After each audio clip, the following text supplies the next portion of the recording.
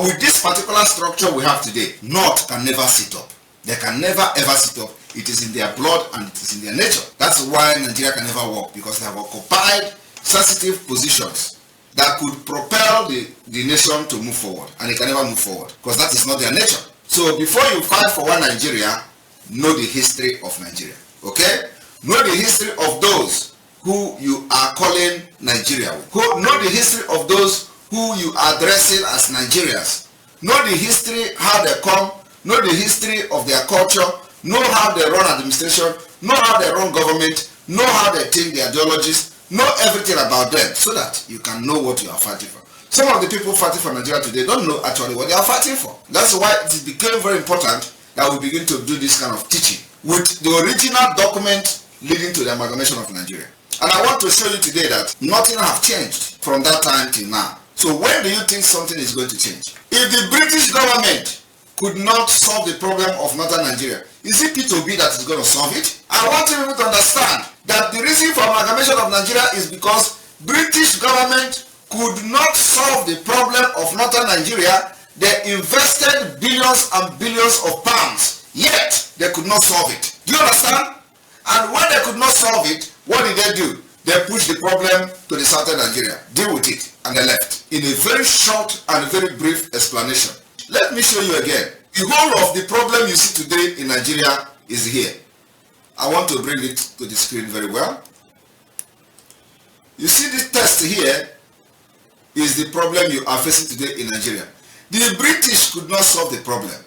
What did they do? They push it to the south. They say, let me read it again.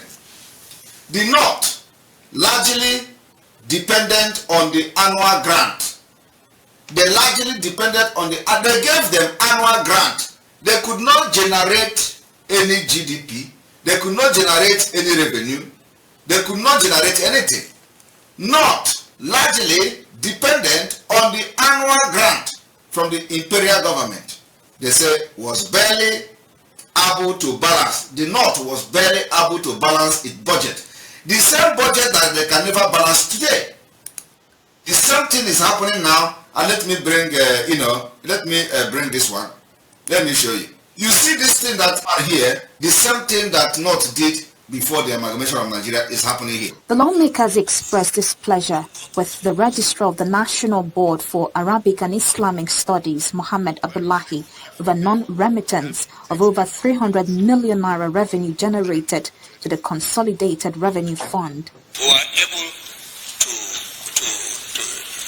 to fee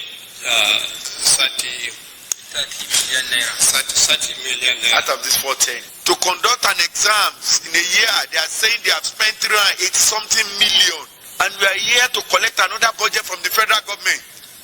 I haven't contributed just 35 million, and if they ask for their budget there, they'll be telling me in the region of 10 to 20 billion naira. 5,963 members of staff